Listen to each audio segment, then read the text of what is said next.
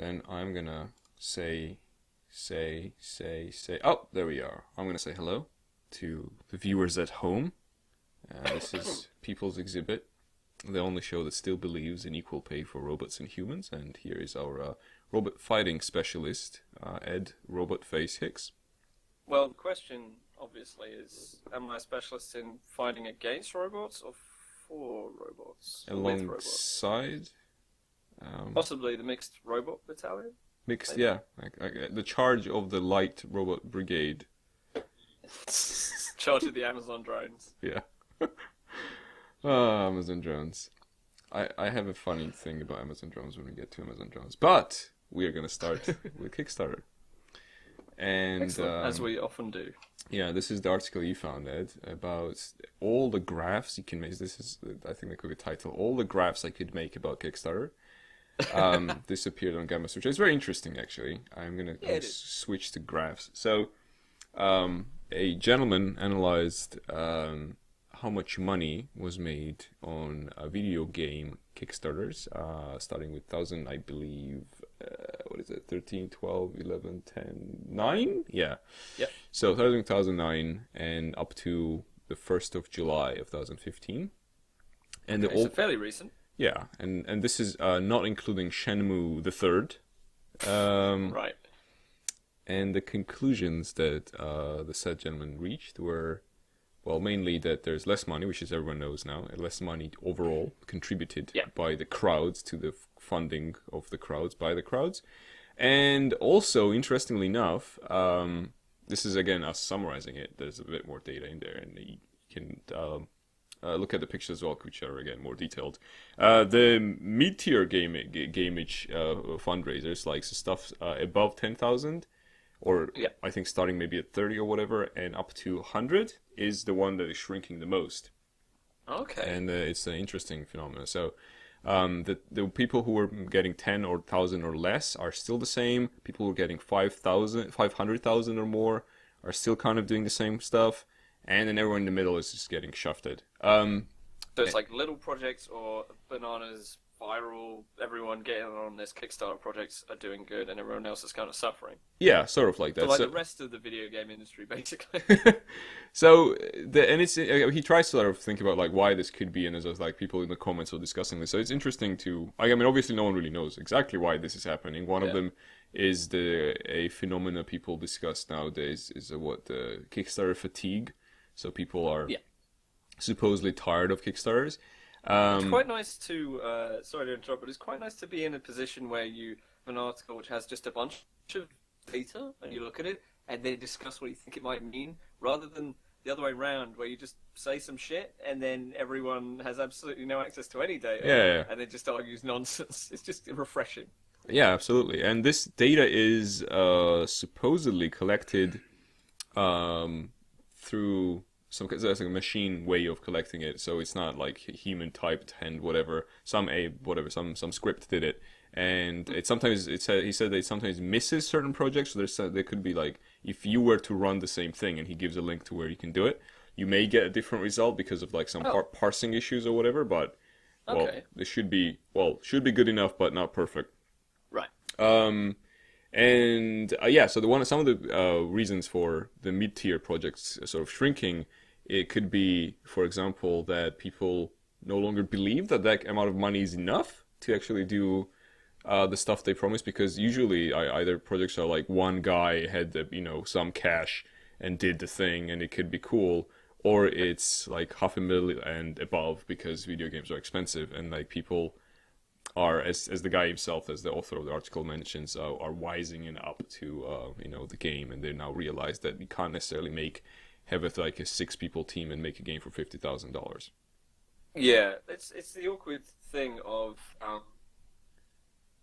people are kind of losing trust in people's ability to deliver, because one factor I have a feeling maybe sort of impacting the amount of money going in 2015, as we've seen in these graphs, is the ratio of like successfully finished games from Kickstarters that started early on, and it's been a few years now, to the point that stuff should be coming out consistently, and people are starting to see kind of what works, what doesn't.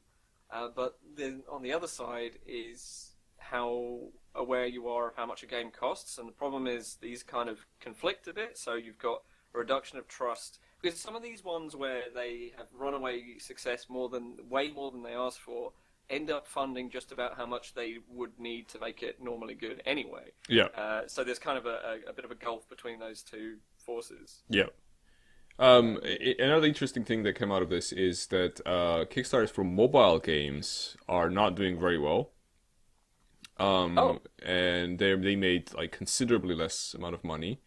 And now they have, so this is counting from I think the 1st of April 2014, because April Fool's Day or whatever, because that's when Kickstarter introduced like a sub-genre, a subcategory for mobile games.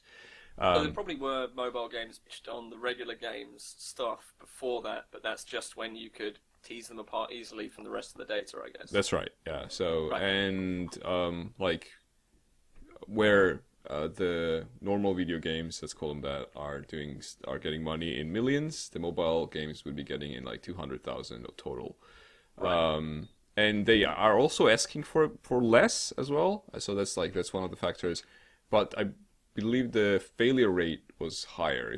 There's one of the graphs that actually shows that. There's also two graphs there, very interesting, where they show how many people get nothing, 0. So there's roughly 15% or whatever funded out of all the video games, and there's about 12% or 15% as well that not only didn't get funded, but they got nothing.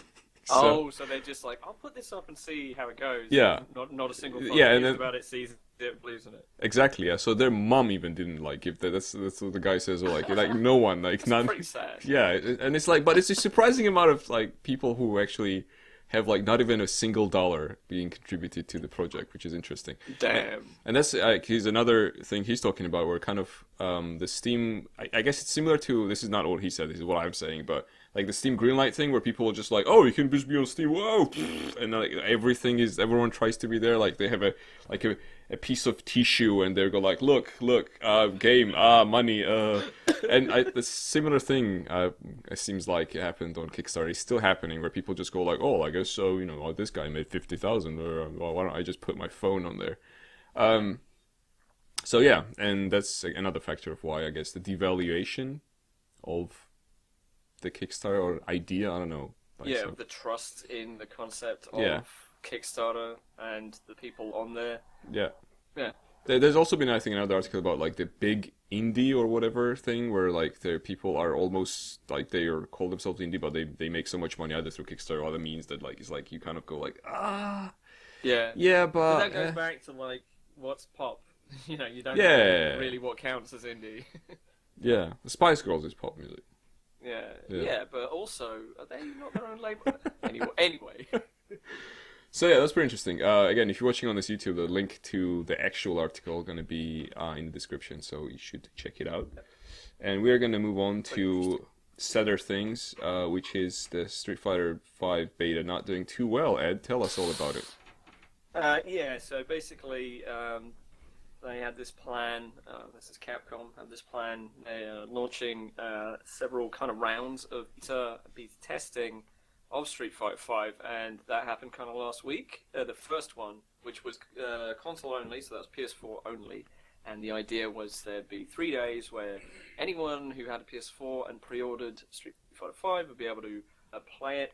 In practice, what happened was it was beset with horrible server issues, and people were really hardcore fans were trying to log in, play for 2 days, getting maybe one round or no rounds at all, and it was to that point where people were doing voodoo and cargo cult shit, oh, when I left the room, it gave me a new error message, so I'm gonna stand outside the room and refresh by punching X, and shit like that. It was actually quite funny. I heard that somebody looked on the Twitch page for Street Fighter V, and they had a whole bunch of the most popular streams laid out, and every single one for a whole bunch of the day was just looking at the title screen.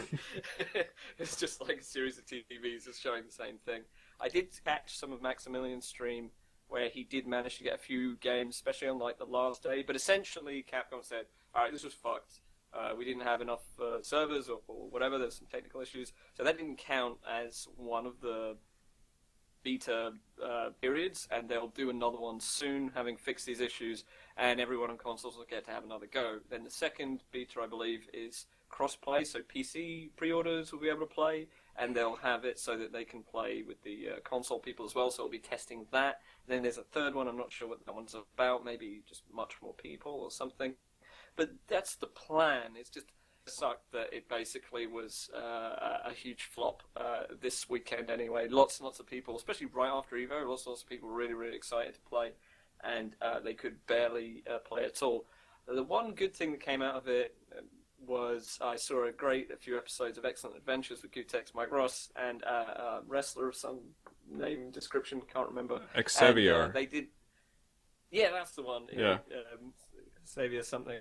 And they had access at least to the training mode, and so they actually took this guy through a lot of fundamentals, which carried through to Street Fighter 5, maybe a couple of things that were slightly different with it, did some target combos and stuff. It was really good watching, so if you're interested, that's a really good piece of media to have a look at while you're waiting for news on when the beta shows up, if you are a PS4 owner. And when is the second beta happening? Do you know when the one the PC is included? I don't know. It may be moved because of this one. Yeah. I can't remember. I feel like it was in at least another month. I mean, we got Rising Thunder now, so it's all right.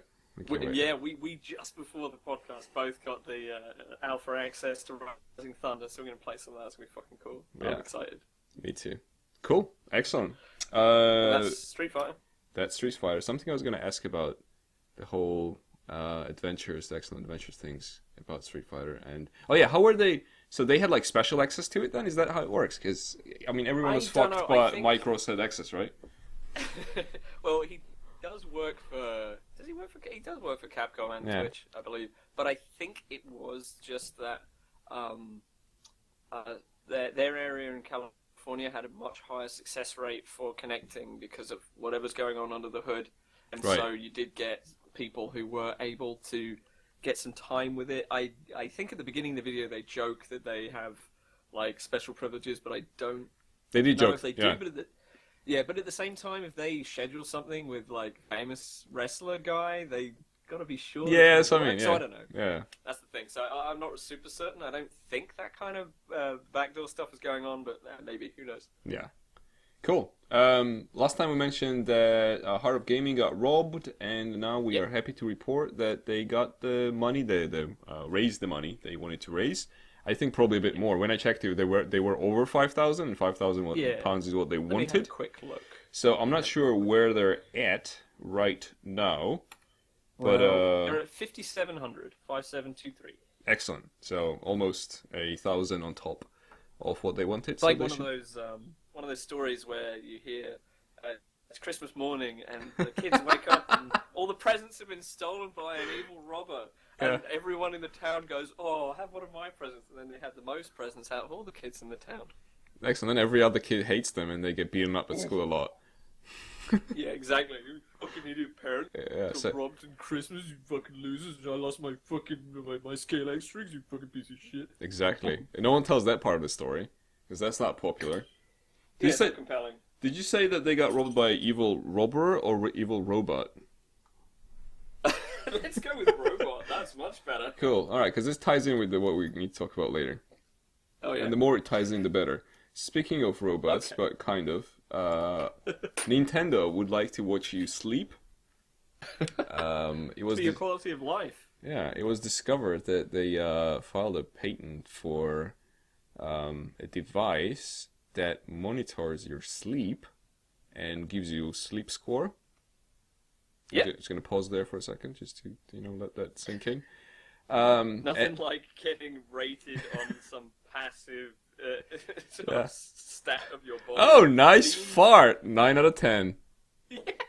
There's still room for improvement. You the ceiling, just like, I have trouble sleeping, and it's like, O2 sleep, just flashing on the ceiling. You're like, this sucks. So it's I'm not sure they announced this, and it has nothing to do with the gaming branch in general. No. So it's like a separate thing that the Nintendo giant corporation does, or is meant to do, or is trying to do. And what this thing is trying to do is it monitor your sleep without actually touching you. So that was kind of the thing. I believe, was it one of Iwata's projects as well? Like, I heard a bit about this kind of branch of stuff they were doing, where essentially it was he was having maybe not a crisis, but thinking about what Nintendo was, what it was for, what they do, and it spawned this like branch which was to do with quality of life stuff. I believe that's the quote. And I had some ideas on that, and this seems to be something like one of them. One thing to note about, just in general, when you see these patent applications, is this is also how the news broke of, was it Sony or no, Microsoft, who patented the thing where the guy stands up and goes, McDonald's! Usually these are horribly alarmist things that never are actually as bad as they look. The other one I was thinking of recently was the airplane layout, remember, with the seating, people facing each other with interlocking limbs for the most like efficient space usage. And these are all things that people will patent, because I guess they hire all the most evil people on the planet and keep them in a room where everyone else is safe from them, because they get to draw these awful torture devices on paper and send them to the patent office. But yeah, I don't know. These things always look awful, and because they're never defended, it's just someone goes, "Oh, look at this hilarious diagram of someone being violated." Then the articles are always really funny. This one's similarly amusing, and it is sort of in line with some of the things I heard that they were planning to do. But yeah, I don't know. We'll see how it goes. I haven't seen that airplane thing. That sounds amazing. You haven't seen the airplane thing? Also horrible. That kind of reminds me of how they used to transport slaves back in the day.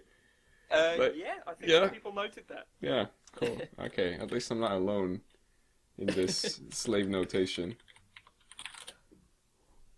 Here we go. I'm just getting you an image. It's pretty special. There you go. Hopefully that works. All right, let me see. Stick this in the details after the episode. People got to see this if they haven't already. Cool, I'll check it out. There are even more bizarre images floating around. We can talk about that later. Oh wow, okay, this is fun. Yeah. It's like a honeycomb of despair, right? Let me put it in the chat as well. All right, cool. So next thing to talk about is Steam hackery that happened. Not really hackery, but there was a security lapse, which was ridiculous. Like, I've never seen something so stupid. So essentially, what you could do is you could write, gee, I forgot my password. You need to know the guys. Essentially, what you need, there's a barrier there. It wasn't like super easy. You couldn't just hack anyone. You need to know their Steam sign in. Like my sign in has nothing to do with my username that appears, for example. But I would imagine some people have the same. Like, I believe mine's no different. So for like 5 days, someone could have just gone Cheesepath, boom, and just stolen my account. Yeah, you can still lock it like from somewhere or whatever. There was like a way. Yeah, it wasn't like super horrible in terms of like there was like a extra step they need to take and they couldn't do it. But they could get to, I think they could essentially play your games or something like that. And yeah, so you go in there, I want to recover my account. How do you want to recover account? Email. And then the next thing is, can you write in your code here? And instead of writing the code, you just click login or whatever. Okay. And it just accepts it. Yes, it was like, oh, fine, that's great code, thank you. Sick. Yeah, what? Awful. How did this I think if you save your payment details, can't they just buy shit off your account? Yeah, like when I do my stuff, it still asks me for the like 3-digit number on the credit card. Oh, okay. But I never even saved that. I'm like, yeah, I have everything up to that, and then but that is still, I think it's above like $5 or something. If you'd like spending $1, I think it may not even ask you. But if you have Steam Wallet funds, for example, that's no question for that. They just drain that. Yeah, if you have like $50 on Steam Wallet because you're stupid, then then that just goes away. Well, seriously, why would you have $50 on Steam Wallet? How did you? Unless like you're maybe selling you sold hats. all your fucking rare hats. Yeah, you have a rare hat. You should sell it, maybe.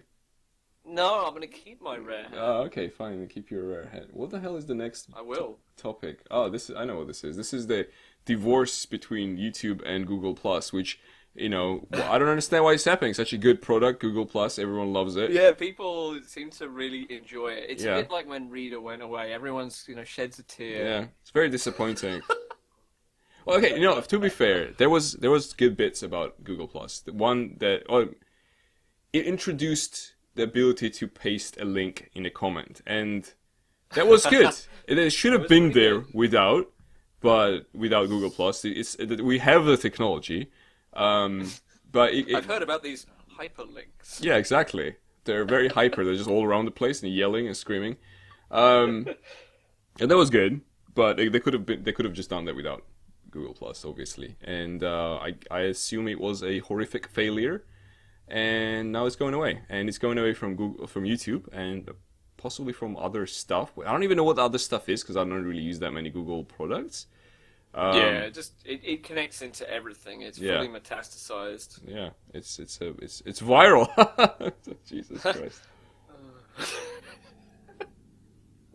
So yeah, it's not going immediately away. I think there's like a choice of getting rid of it. Sort of slightly. It's like a step by step. They're not gonna immediately plug it out. But it's. Can I sign up to early access? Delete Google Plus. You could, yeah. I think it's a green light. If it gets green lit, then you can do it.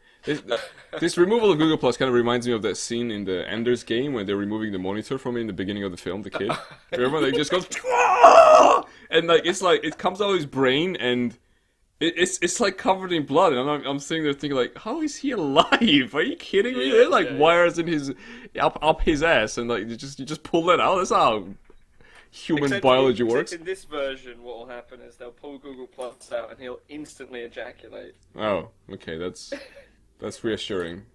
Can't wait for. They'll be like, life is so much better now. Oh god, there's a helicopter outside my window. Hopefully that's not too loud. They do that sometimes.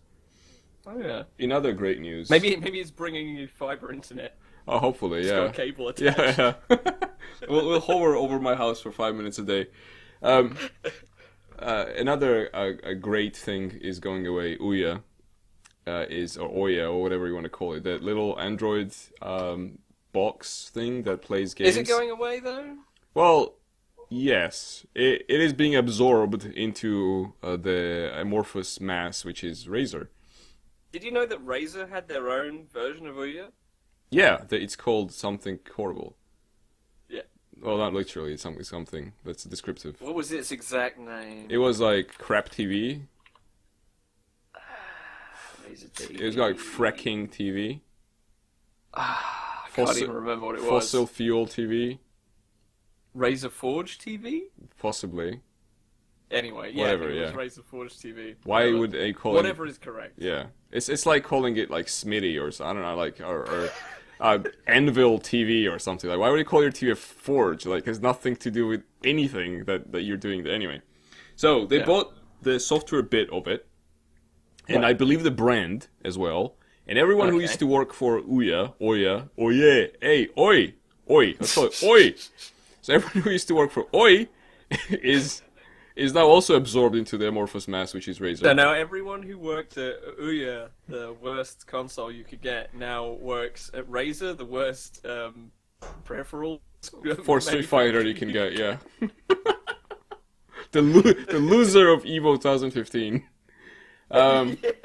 Hey, I'm using their mousepad, so I'm biased towards like being favorable towards Razer. Anyway, I was just having a quick look around to see if I used anything. I don't remember. I don't think you have anything Razer. I think I have one mouse, but that's because I bought it off Ant. Oh yeah, the black one. Yeah, the one. Yeah. It's called like a what is it called? Like that spider, widow. You know the spider, the Black Widow or something. I can't think of a worse product name for something you need to put your hand on. Scorpion. Dentata. Poison ivy. I don't know. So anyway, they everyone's getting absorbed. As I keep saying, apart from the CEO and founder of Oi, who is going away because I don't know, some reason. So I guess Bahamas. they're not sold the company. They're not becoming the CEO of Razer apparently. There was a minor scandal in relation to this where I'm gonna switch off this thing where the controller the other controller is the Razer controller, by the way, so it's going away. Goodbye. So, yeah, go for it. Oh, I do have no, that's right. I do have a Razer Xbox controller, and it is very good.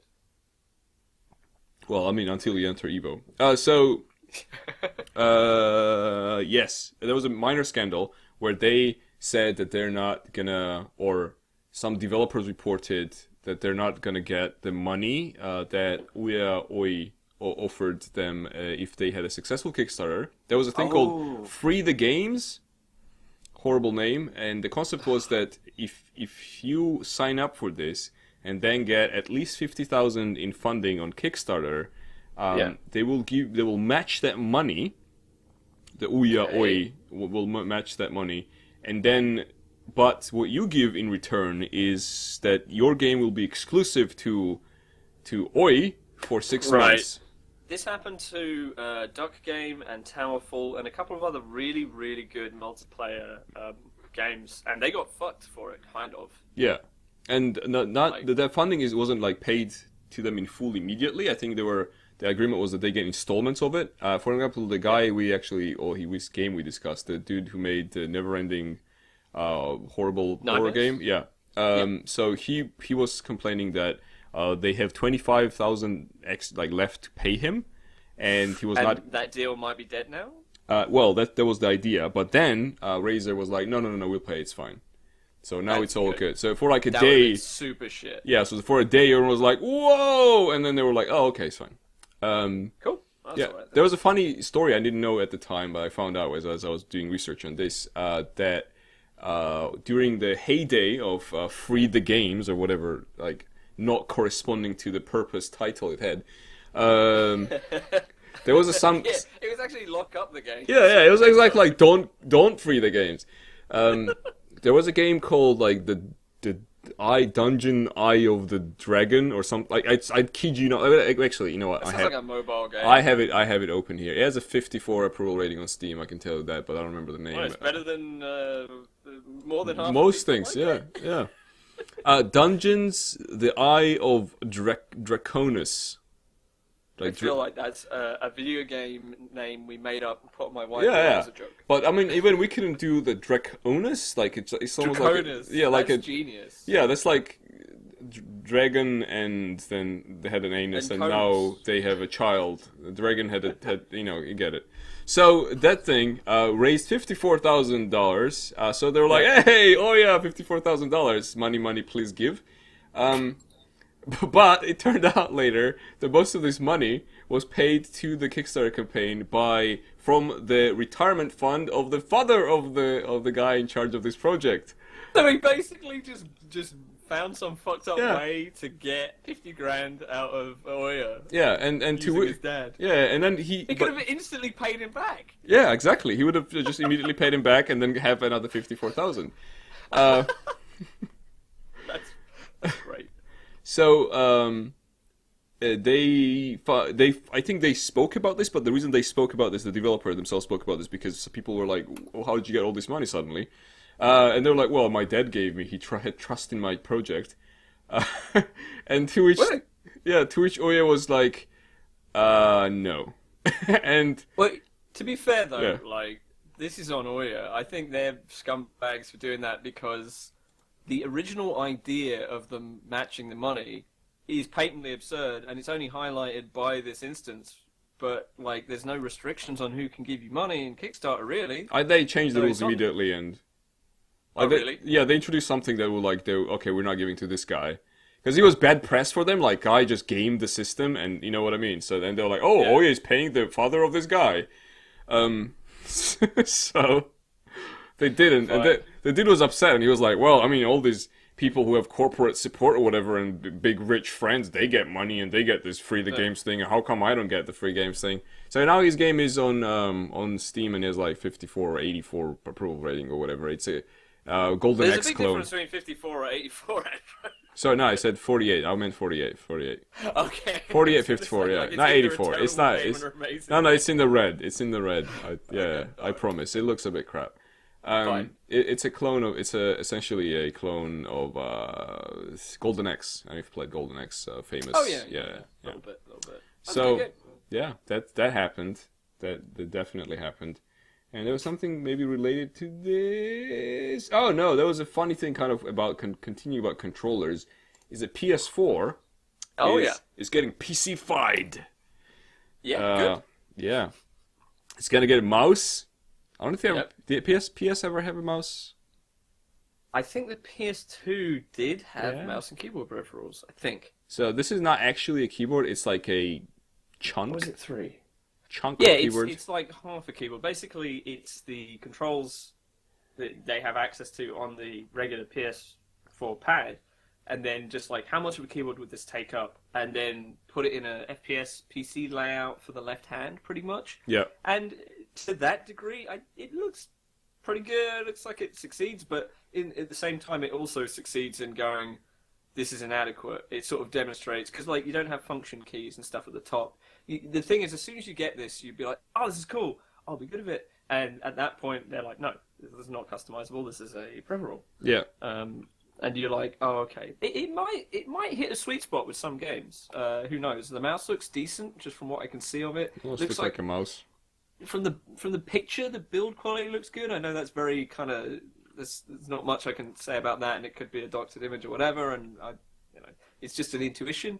But it seems like at least they're having a go at it. But the thing is also, I don't think this is going to work on a sofa. Yeah. Probably. It's that's the whole thing. Like my main concern would be like, where do you put it? Yeah. Where? Like where's that mouse going? On your leg, and the thing's going on the arm of the sofa? Yeah, exactly. And if you're sitting at a table, for fuck's sake, get a PC. You know. Well, exactly. Yeah. Jesus, like it's not that hard. It's not rocket science.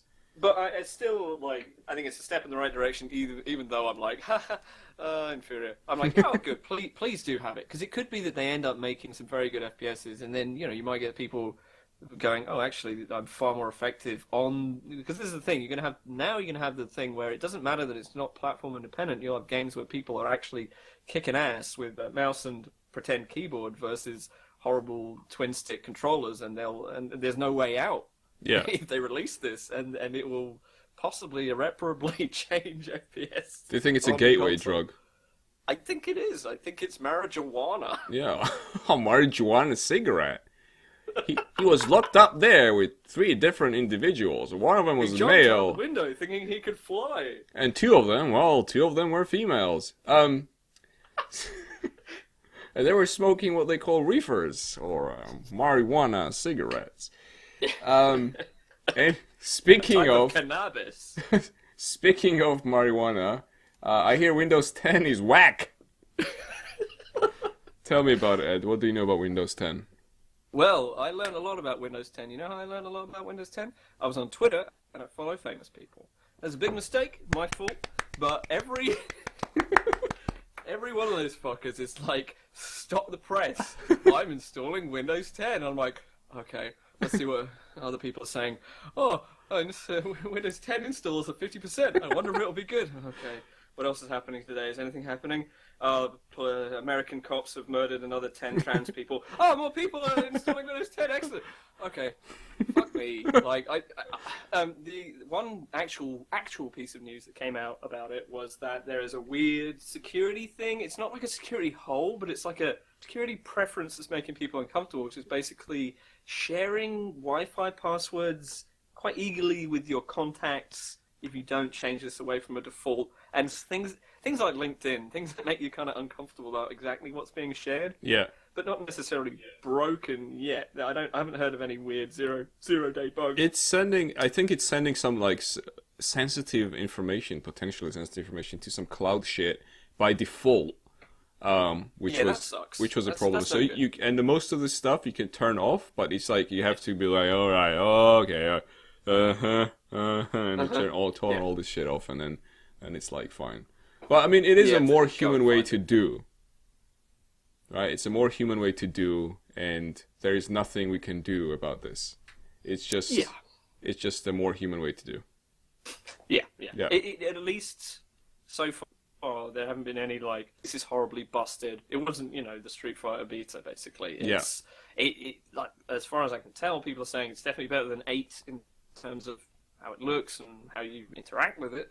So that's cool. I'm going to wait a year, probably, maybe up to like the deadline of the freeness, and maybe switch a couple of my machines. Yeah. But to be honest, I don't think I want to switch my main work machine off of 7 for another 5 years. I don't see a reason to. Yeah, no, absolutely. we'll see. I mean, XP was shit until SP1 or whatever, SP2 or whatever came out. So, SP2, yeah. Yeah, so, there's that. So, I guess that's... and Windows 8 was shit until Windows 10. Yeah. And now it's better! Now it's By better. comparison! I should just call it Windows 8.2, really. Or we just would call it Windows 9 and annoy Microsoft. Oh, that would be really funny. Well, you skipped a number, we don't. Yeah, and I listened to Winamp 4 on it. Yeah, it's fucking awesome. Yeah. So anyway. So it's possible that Windows 10 was made by a very smart AI.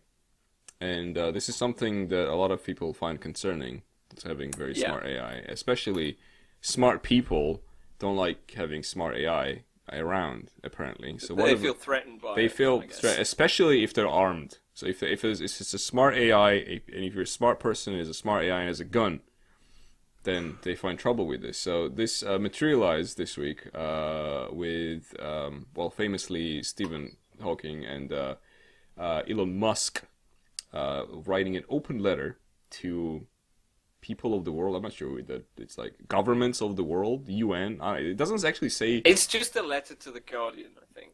Oh, Guardian. Is, okay. They're like, we need to reach the middle class people. Yeah, and they signed it. Who care about robots? So they're essentially against militarization or military usage of AI and having autonomous military hardware deciding who to kill and who to shoot, sort of thing, without human involvement. So they're not against like remote control, but they are specifically against the machine ethical decisions being made by robots. By robots, yeah, and also there's the cheapness and availability of it, and people go like, "Oh, I'm just gonna send like drones over there, and they'll fucking deal with this shit," and they just murder things. And do either of these people live in America? I think both. Both of them do, live in don't America. Yeah. And then I went through the list of people who signed it as well, and there's like academics and whatever, and there's also like a guy who identifies himself as free thinker. There's a golf course superintendent. There's a guy. There's Ben Hooper, the barman. Inherently funny about golf there's course superintendent. There's 3 plumbers. One guy who identifies his job as Los Angeles. I run this place. Yeah. There's Mr. Fernandez. Give that man a glass of water. Mr. Fernandez, the taxi driver, etc. So a lot of people are concerned, even those who are not programmers or not working with AI directly, etc., are concerned about militarization of AI. Are you concerned, I have a question, Andrew, about this. Do you think that this was maybe a accidentally late marketing stunt for the latest Terminator movie? Oh, it could be, but didn't it come out already? So they were like a bit late. That's exactly what I'm saying. Yeah. Somebody fucked up and didn't tell them. They were like, cool, we're going to drop this on July 25th. It's going to be sick. And everyone's like, we already got the Rotten Tomatoes rating. No one's watching this movie. Was it shit, by the way? Yeah, apparently it was utter garbage. Oh, right. Well, worse than the... what was it called? Apparently it's the worst. Really? Because I saw the... I haven't seen the third one. I've seen the I don't know about the rating. fourth one. From the people I've heard, they said it's garbage. Have you seen all other ones? I saw the Liquid Woman whatever one. That was awful. Oh, that's the one I haven't seen. Half of Christian Bale one. Yeah, that's the one I've seen. Awful. Okay, yeah, cool. All right, I mean, if it's worse than that, then, fair dues, that'd be pretty shit. I'm not going to find out, basically. Yeah. Okay. Well, so interestingly, they're not against AI. The gentleman that we mentioned, including the academics and all the free thinkers and Los Angeles and plumbers, they are just against its military usage. And one of the things, another famous person I saw on Twitter, for example, sort of disagree with them was John Carmack. Yeah, but he's this big libertarian. Yeah, it's funny. He would. But he made this like somewhat valid point of being like, well, yeah, but you can't really separate the two branches. In a sense of like, it's like saying I'm for knives, but I'm against stabbing. It's like, well, great, that's not going to affect the amount of people who get stabbed. Yeah, sort of. So, I don't know. I mean, it could happen that like there's some UN resolution and you can't use AI for whatever. Yeah, some Geneva Convention thing. Yeah, then what's going to happen? It's going to only work on Earth, and then when we go to live on the moon, then there's going to be a bunch of AI wars there, probably. Yeah, just the like in moon sci-fi. will host the worst biochemical AI drone war ever seen. Mm-hmm. And the guys in the open letter are really spelling it out for people. They're like, well, you know how a lot of biologists and chemists are against chemical and biological weapons. Same way, people who work on AI are against military usage of AI. I was like, yeah, I got That's that. an empty statement. Yeah, I got like the idea from the first paragraph, but that's cool. I guess you just had to spell it out. That's fine. But yeah, it's interesting. Stephen Hawking also famously, like about 2 or 3 months ago, said that it's very likely that human civilization will be ended by AI. So there's that. Oh, so how does he come to that conclusion? It's just what he thinks? I think it's just what he thinks.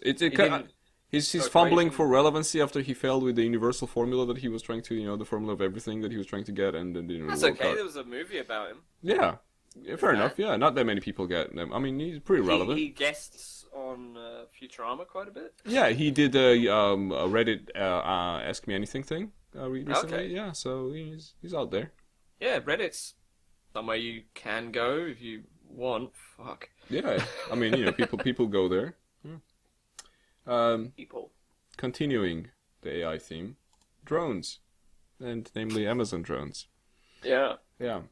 So Amazon proposes, apparently, in an open letter, essentially. It's a very in thing to do right now, I think. This open letter, by the way, before we get started, reminds me very much of the one you told me about, of the guy proposing that Silicon Valley takes over the presidency. Yeah, it's sort of like that, yeah. So they're proposing that a huge chunk of air is... In altitude, it's not huge, but it's quite important. It's chunk of air. The lower to the ground, the more important it is. It's 200 feet of... That is like prohibited to anything but drones, essentially, what they're suggesting. Yeah. So it's from 300 to 200 to 400 feet, I believe. Yeah, with an exclusion zone above of 100 feet. Yeah, and then above that is just the normal transport. But no exclusion zone below. Yeah, but that zone that way is fixing, that's the like super rapid travel zone. So that there the drones go like drone speak. And the below zone is where they have to like actually deliver the fucking package to the human. Right? So they have to slow down and be like, oh, gingerly gonna go into this suburbia and drop this on someone's head. Which incidentally, the funniest thing and the saddest thing that's gonna be the first person who gets killed by this package that's gonna slip from them. It's gonna be some really funny package as well, like it's 10 gherkins or something, or it's someone's new dildo that's been molded after someone. Like Man killed by dildo, falling from 300 feet of drone-only travel zone. Yeah, exactly. Or there'll be like all kinds of things with drones hitting each other. The thing is, if you make an airspace for drones, you're then going to need to have some kind of like drone air traffic control system, really. That is, they're saying that safety, and so like their idea is that you need standards for what drones are allowed in this airspace and stuff. Their idea is that they talk to each other so constantly. So they're like. Which is kind of a bit horrifying because they're meant to be connected to internet all the time. Yeah. Do you see the problem with that? So, remember the Jeep? So anyway. Oh, yeah. Jesus. Yeah. So someone hacks all the drones in your area and then they just pile onto you as the blades chop your body into dust. Yeah. Like, it's going to be somewhat easy to kill someone with drones. Yeah, I think so. I mean, as demonstrated by that fucking flying gun from last week. Yeah, exactly. So we'll see where it goes. It could be that we all gonna have like personal EMP devices just to disable quickly drones if you're attacking you or something. I was thinking about this earlier, Andrew. I was actually thinking it would be really cool to do like a massive multiplayer like drone thing where you like control them in swarms and hack them and EMP bombs and stuff. A bit like what we were talking about earlier, like weeks ago, about like future combat. And there's obviously the drone operators or programmers in some building that gets covered in Amazon packages until they suffocate or whatever. But just that idea as like a game combat mechanic would be so cool. Yeah, they were pretty cool. And then you kill the nerds in the end. Yeah, it just always ends in killing a bunch of nerds. Yeah. Either there's those who control them, or if it's more like farther into future, then it's going to be the shareholders. Yeah, exactly. Like, as they're buying and selling, like, portions of the company, and in this one room, like, somebody makes it to, like, 51%, and suddenly all these drones spill in and murder everyone else on the table. Excellent. Imagine also the possibilities of, say, so the reason they want to do this is they want to give people their whatever they buy within 1 hour or 1 hour and a half or something like that. So that's cool. That's cool. I agree. But then like if someone can hack this shit, then it'd be like, oh, just divert it to here. I change it for a bomb, and we send it to the guy. You know what I mean? Like, kind of thing. So Yeah, they have to have like top you security. can pay people with air rifles to shoot them down, and they can be unassociated with you. It could be some anonymous service like Shooter, spelt without an E. Yeah. And the guy shoots down the Amazon drones, gets the package, gives it to you at some anonymous drop-off, and you just steal all their shit, basically. Yeah, exactly. But, you know, future is going to be exciting unless we, like, get, like, a dirty bomb and all die or something like that. Yeah, So, that would be sad. Yeah, that would be pretty sad. I'd rather get killed by drones. Or a giant worm. Nidhogg is now apparently patched and can do better multiplayer. Yeah, I haven't tested it. I haven't but either. Yeah, I played the old version of the online multiplayer. It was a bit shit. It wasn't very good. It was pretty shit. tried as well, yeah. Obvious rollback problems. It's still obviously limited by how good your connection is, but I think less so in that what it does with the connection it has is better. Yeah.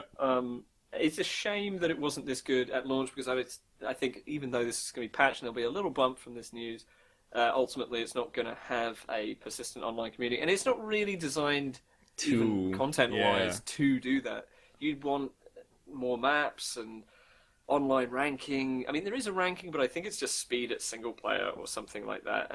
You want some structure in place so that people are constantly playing it, because I think it is it's in my top 3 fighting games of all time. It's just Nidhogg.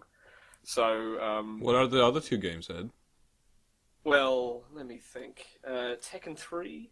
And so far, I'm really enjoying Street Fighter in general. I suppose Third Strike is the obviously the sort of pinnacle achievement of it, and especially art-wise, and it's good fun. I'm looking forward to 5, as everybody knows. But yeah, I would say it's super good. It depends if you want to include things like Towerfall as well, and sort of on the edge type multiplayer conflicts. Cool.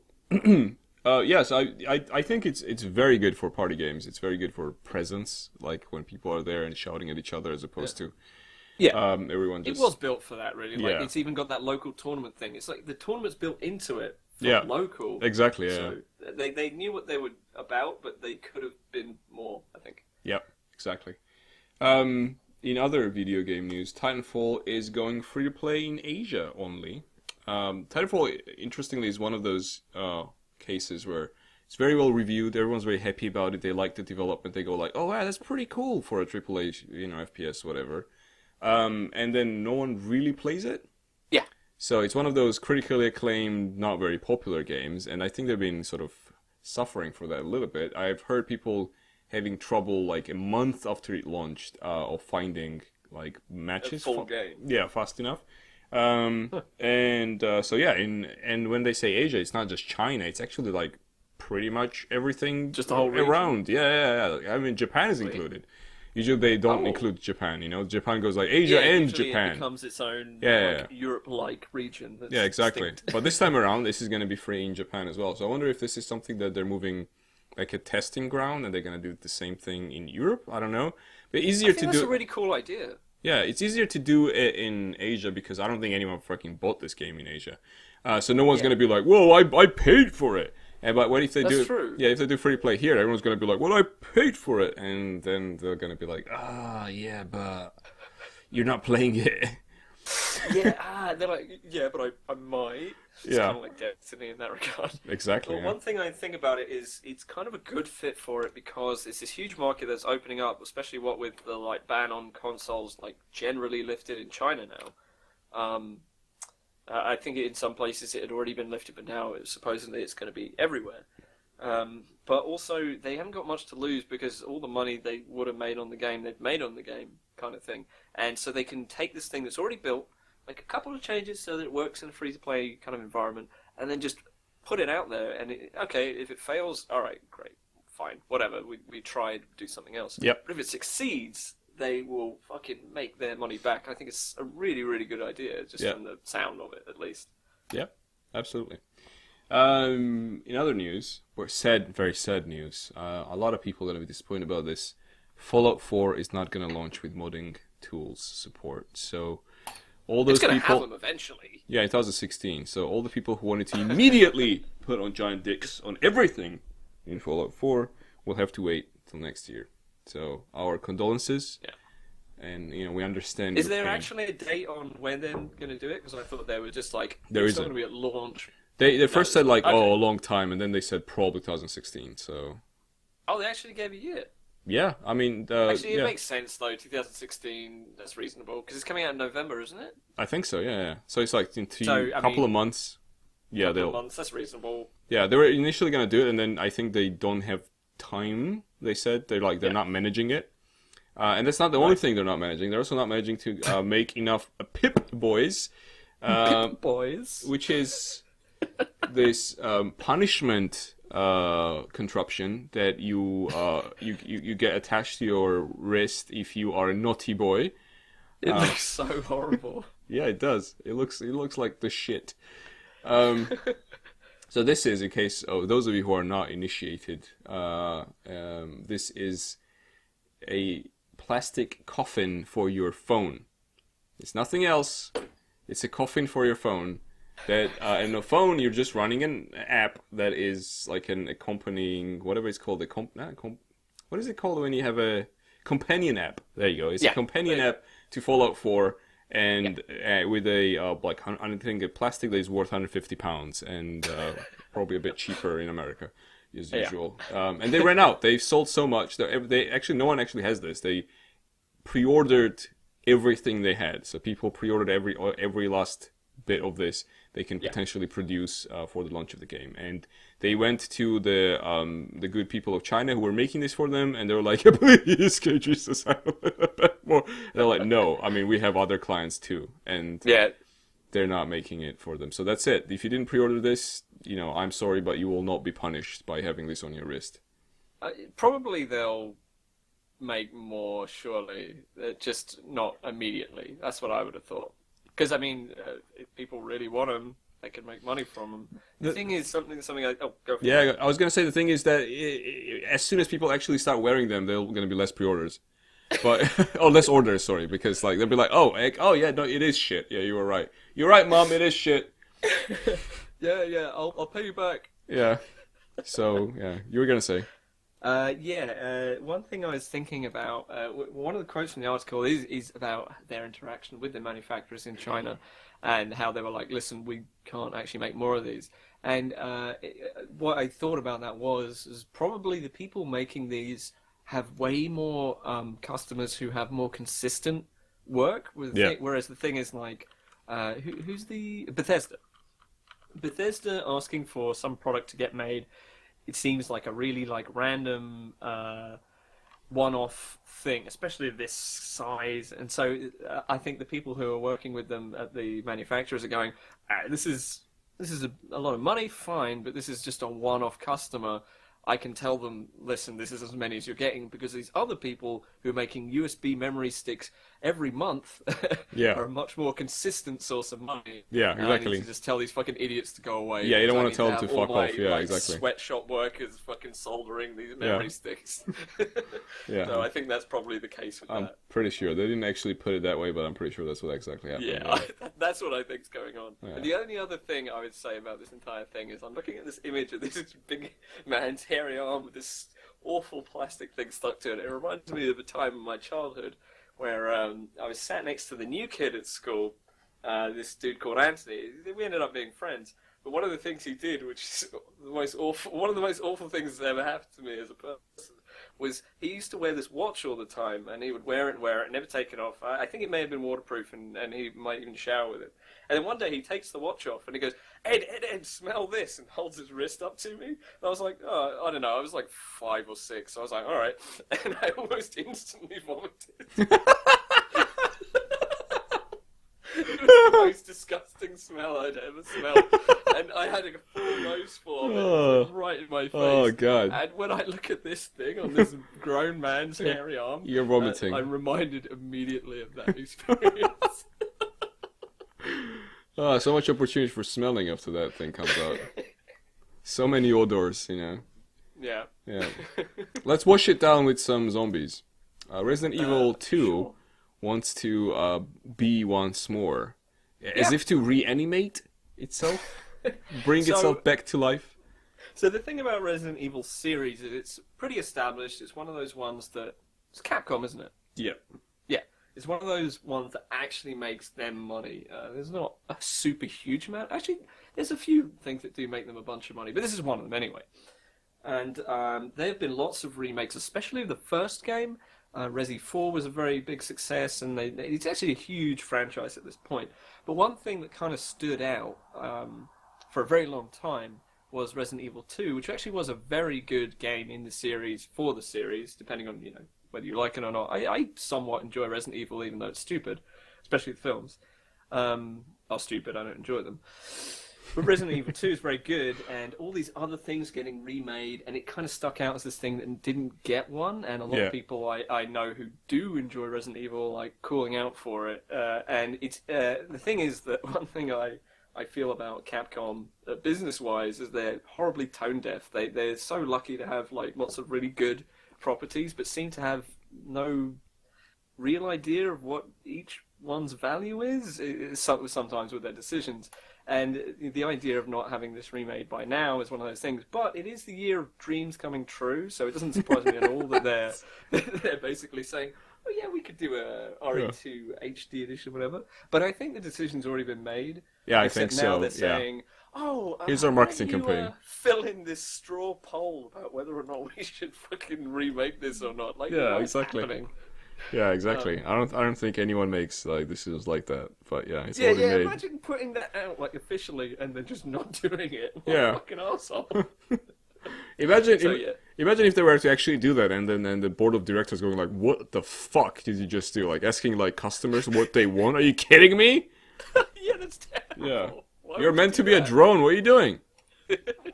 Go to your Get back to airspace. 200 feet. Yeah, exactly.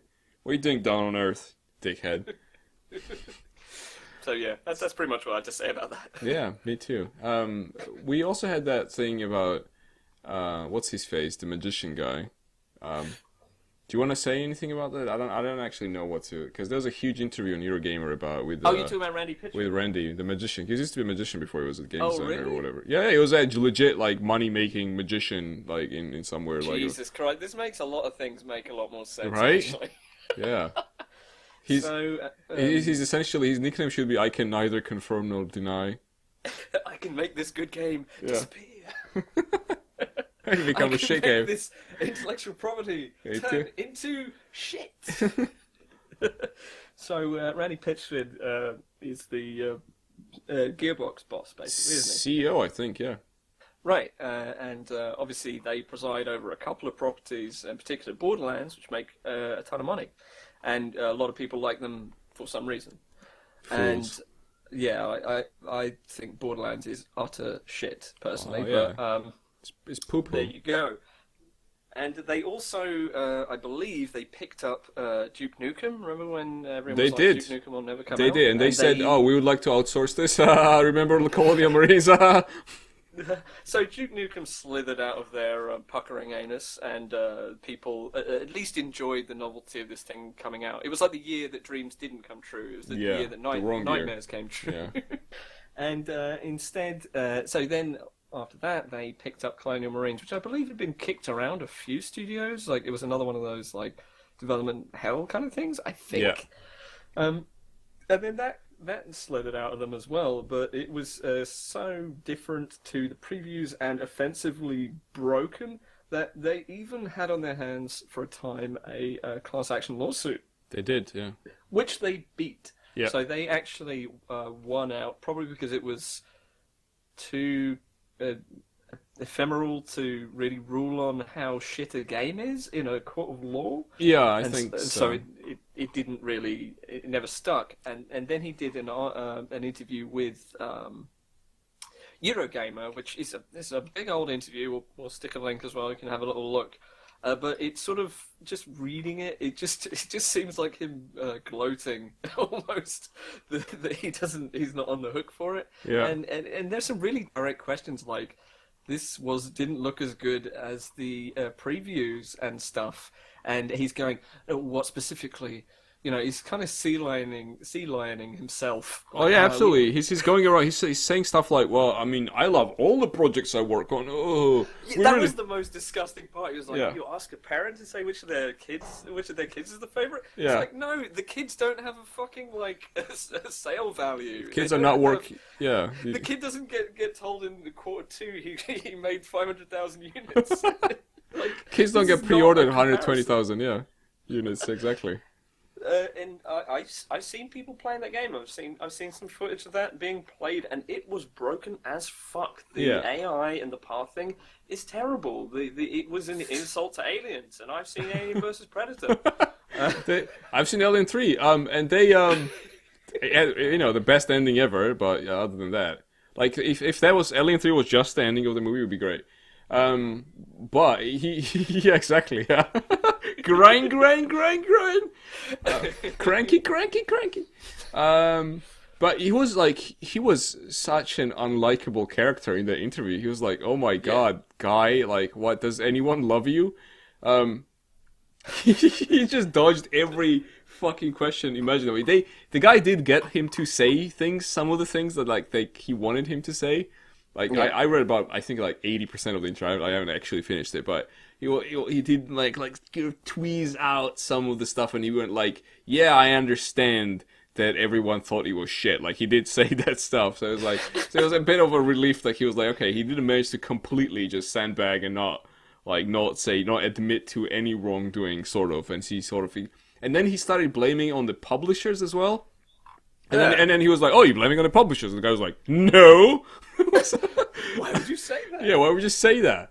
I kind of wish that they'd instead that this guy had somehow been forced to resign, and they got the guy from 22 Cans over, and he goes, "Yeah, climbing all machines, fucking shit, a bunch of cunts fucked it up." Yeah, it would be like the total opposite. The guy from 22 Cans, Philip Seymour or Simon Phillips, he's not a magician. If this guy's a magician, he'll say that. He'll say, "Listen, the last guy, he was a magician. He could make. I can't just make a fucking shit game disappear. I can't pull a shit cunt rabbit out of a fucking hat. I'm sorry. I'm fucking sorry."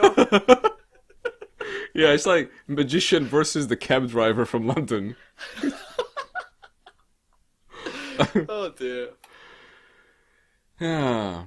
So yeah, if it's one of those interviews, like there's usually one a year at least in video games that's kind of hard to read. There was the other one for many necessarily the same reasons, but it could be different reasons. But there was the one where John Walker from RPS did a phone interview with Peter Molyneux and asked him if he was a pathological liar. Yeah, that's right. Yeah, that's a very famous interview. Yeah, so this is sort of like that for different reasons, but sort of like that.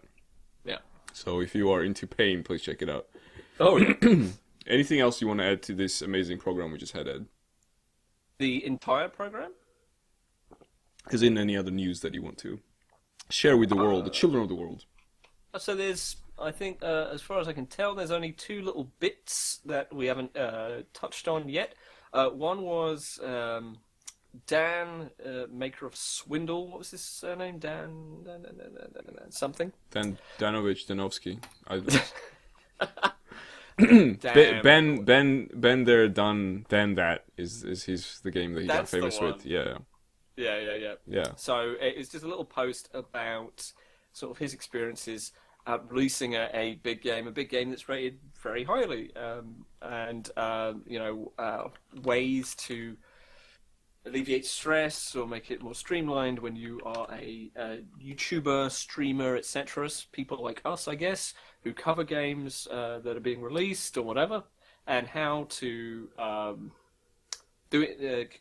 Contact devs in a way that is helpful to both of you. And this is all stuff that's fairly logical, and I think it's stuff that you already do. But I guess he was overwhelmed enough and now has a little bit of time that he deemed it a good idea to put this together. I think it is a good idea because this is probably stuff that a lot of people will ignore or will not be aware of and not think to do. And it's decent advice. But yeah.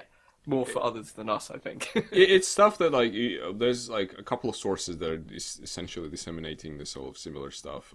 Like a lot of YouTubers also did like videos at different points where they're like, "This is how I do it. You should, I suggest you do it similar way. Blah blah. It works. Blah blah, etc." I mean, he was nice enough to mention that he doesn't really care how many followers whoever has. Yeah, that was nice because that's and it was nice for him to specify that not everybody doesn't care because we know from experience that's not the case. Some people go, fuck you, you're too small. Yeah, there's some massive dickhead indie developers who only give it to like people with a lot of followers. So that does definitely exist. So now they can't look at our followers because I've hidden that shit. So it's like, surprise, motherfucker! You don't know. You just quote some fucking huge number. Yeah, so we have 7 billion. Yeah, but we ask at the end of every video that they don't comment like. Yeah, to not undermine our fame. Yeah, we don't want to sell out or anything.